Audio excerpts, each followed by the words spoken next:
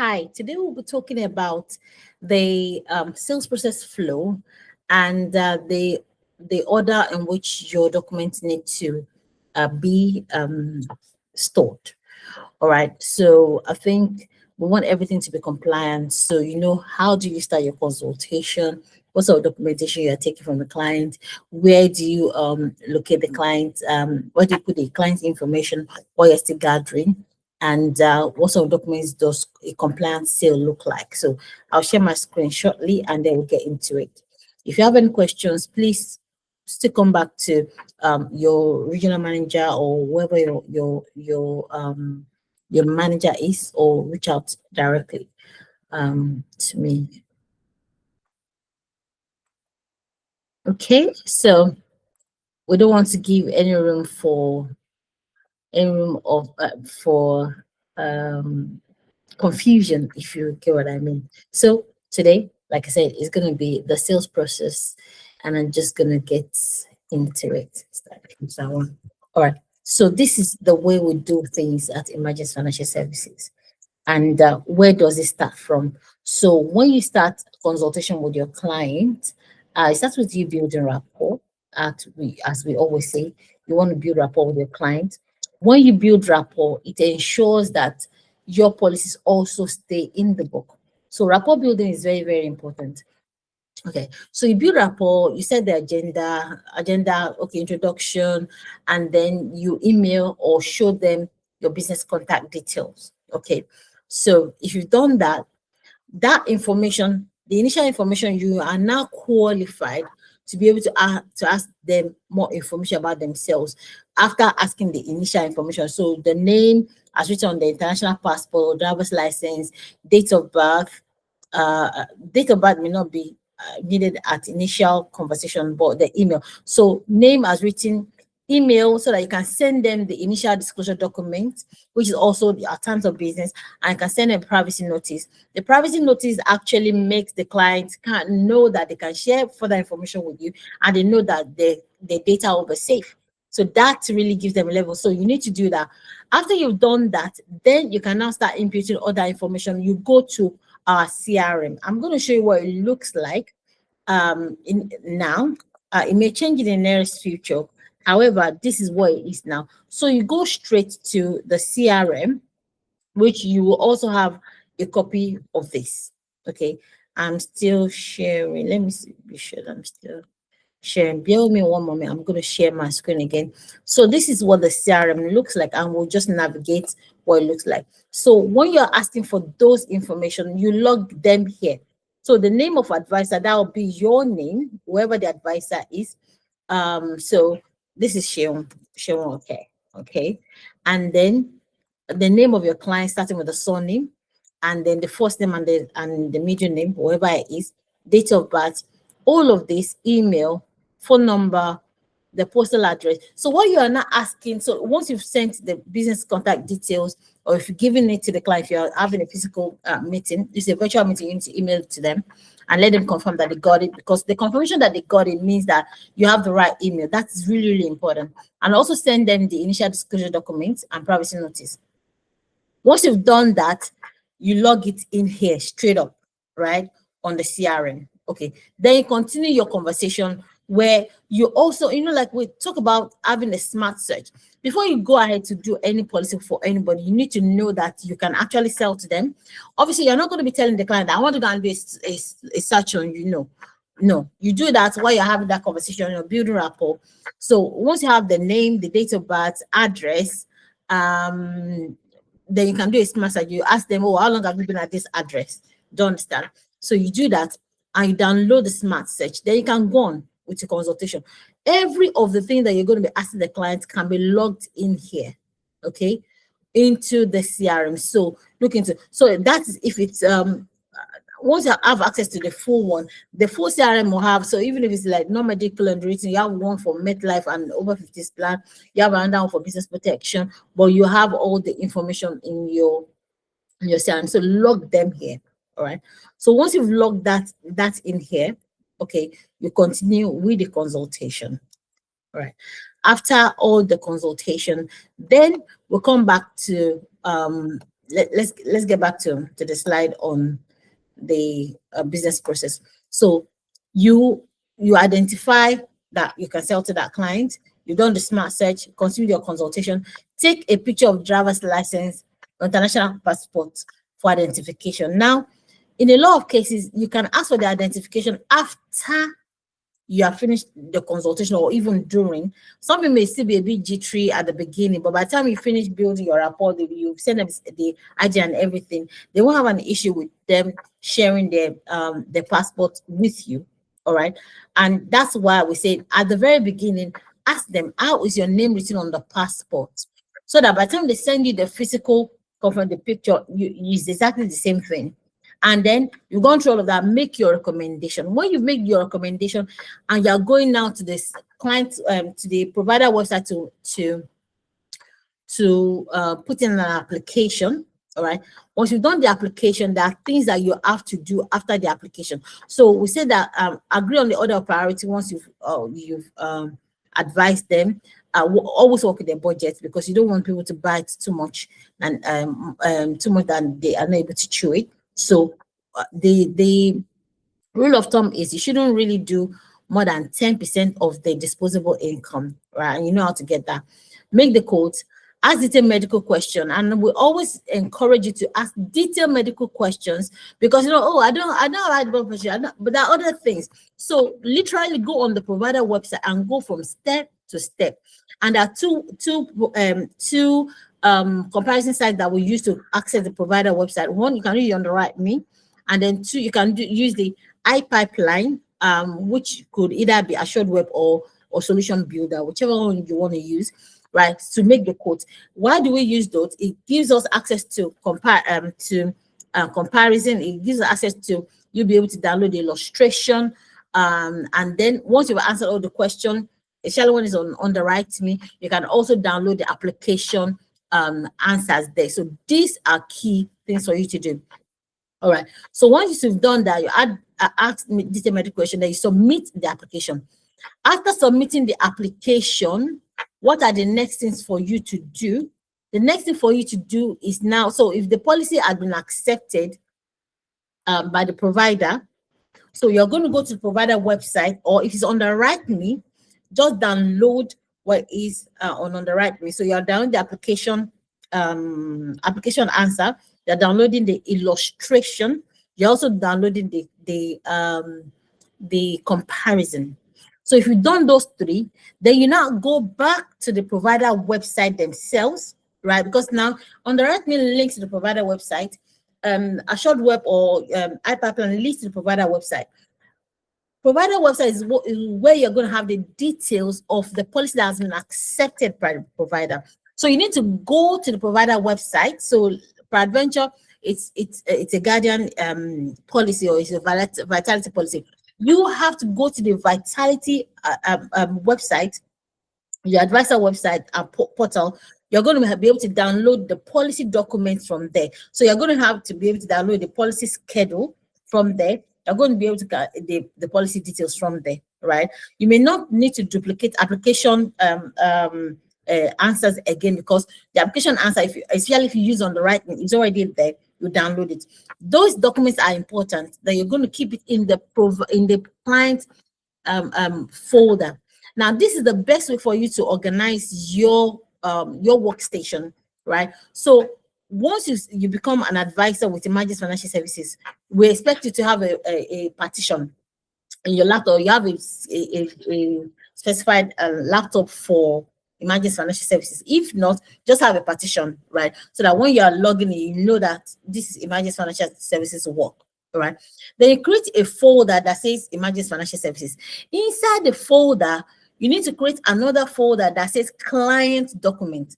And inside the client document, let each client have a folder. So inside the client document, you create another folder. So if it's Olotu-oke, you have one folder for Olotu-oke. So when you're downloading the client's policy documents from wherever you're downloading from, it goes straight into the client's folder. So that it's not if you keep doing download, then you get confused. When you're looking for clients folder, you don't know, right? So each client, so if you have 10 customers, each of the customers need to have inside your client folder 10 folders, and each folder has this person's name.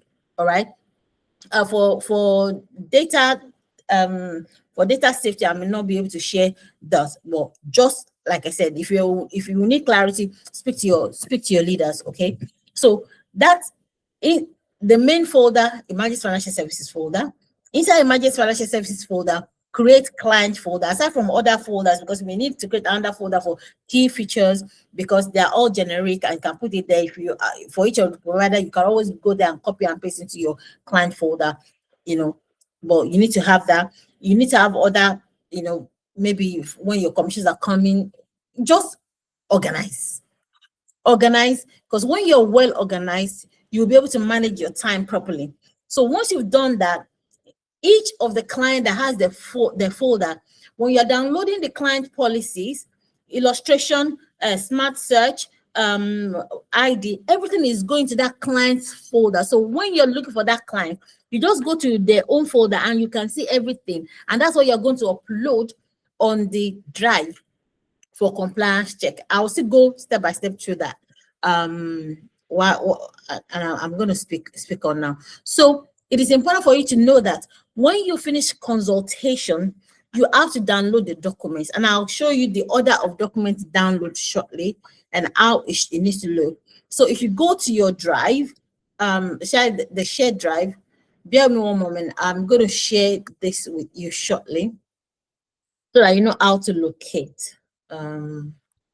Let's locate the drive. So we have a lot of shared with me. So it should be in your shared with me or shared folder. All right. So you go to the order of document upload. It says order of document upload. I'm going to show it to you shortly. Use the one that says order of documents upload. Inside we have new order of documents upload. And I'll show you what it looks like. All of these things need to be in the client folder for it to be a compliance sale. All right. So this is what so this is the order of sale. Evidence of initial disclosure document, which is the email that you send to them, or if you're seeing the client physically, let them sign it, sign receipts of it, and then have a copy. That copy, you scan it and upload it into the client folder. Privacy notice sent to client. Smart search, evidence of research, which is your comparison that will be downloaded from whether it's your iPipeline or the Underwrite Me.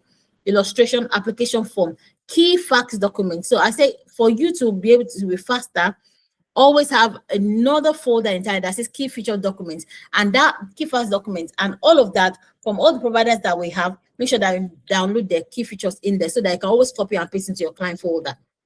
Then upload all the documents. So your plan summary, cover details, decision notification by providers, all of that should download and put in the client folder.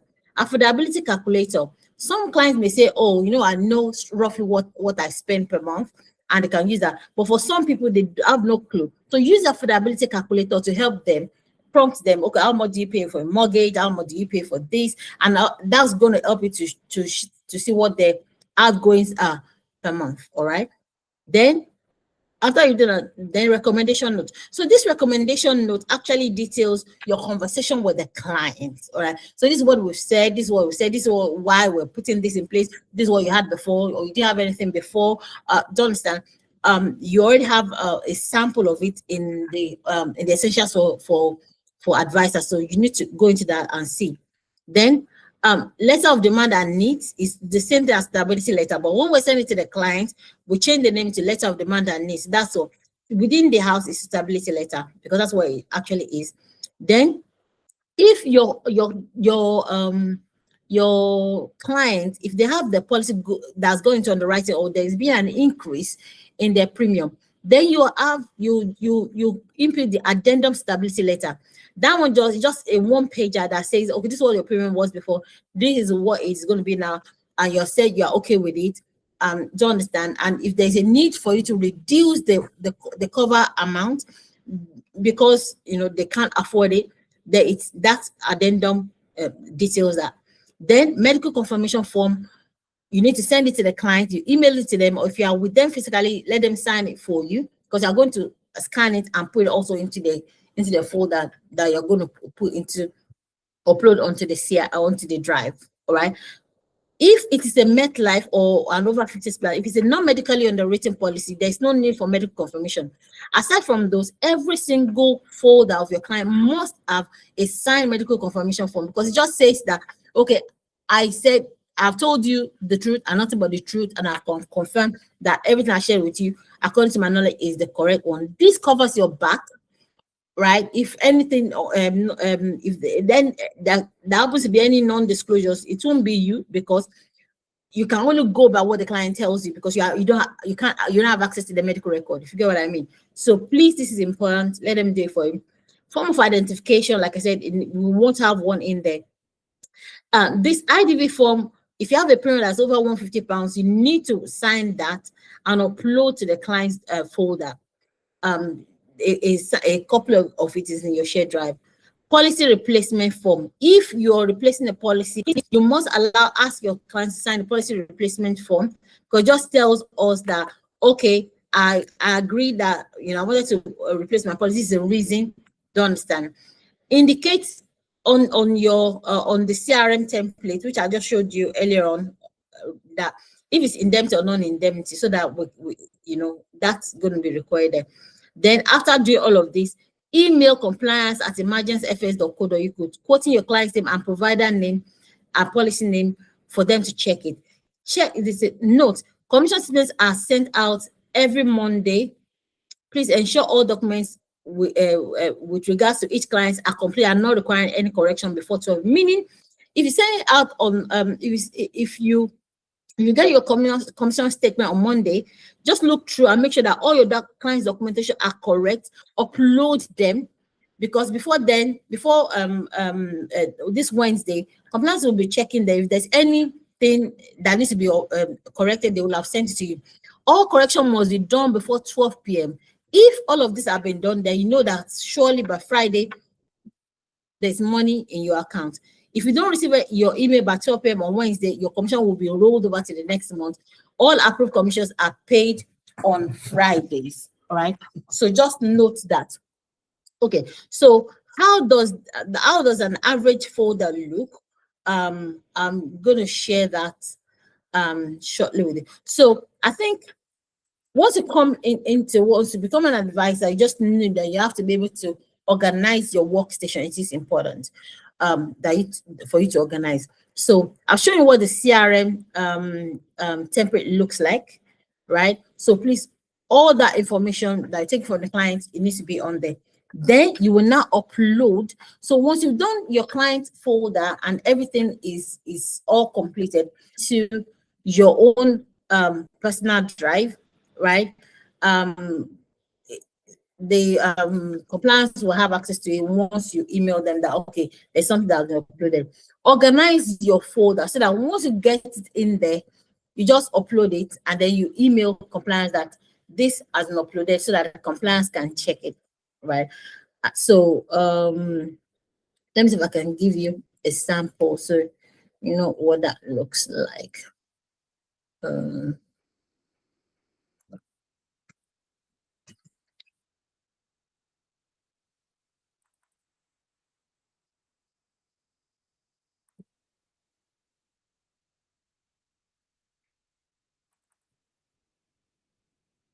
Okay.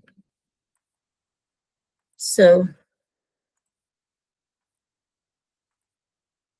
each of you will have access to your CRM, the drive, and all you just want to do is so client documents, and then each client, each advisor has the folder to upload the client documents to, and you also have your CRM. So those two are very, very crucial for you to complete and get paid. All right. So if we go to client documentation, you can see, let me go. So this one, So how do you organize properly? So organize them into the years, right? And organize them into months. All right. So this so that when you click into each one, you know which client is there, right? So let's say I'm going to December 2025. You can see client's name, client's policy, whatever it's there. And if I log into that, you can go into each client's folder, and all those things that I told you are already there. So this how to organize your workstation. These are the things that will require of you. I just believe that if you have any further questions, let me know. So from beginning, a few information needs to go straight into your CRM template. Right. Once you've done this message and you think everything is okay, then go on, ask all the questions, right? Input all those information into the CRM so that we can always know what's right. And then secondly, once the policy has been set and set live, or maybe going into underwriting, you made a decision, download all the policy documents into each client folder. I've told you how to do it. Create folder for each client so that when you're downloading, you're not just downloading on your downloads, you're downloading straight into the folder, and all those documents that I showed you in the order of in the new order of client document needs to be in each client's folder. If anything is missing, then your sale is not compliant. Okay, everything needs to be in there. If there's anything that you've not been able to get from your client, compliance will also let you know, right? So that you can. We want you to be on the right side of helping clients and also being compliant, in the way you serve your clients. So I think that would be it. Yeah. Aha. Let me not forget this. Your sale is not complete until one, you have asked for a trust pilot review. Let your clients talk to, say a few things about you, and let them mention your name on Trustpilot. And secondly, always ask for referrals or recommendations. So you want to ask them, who should I be speaking with? And please don't let them go until you have gotten at least 5 people to speak to. Referrals will keep you in business. Have a good one.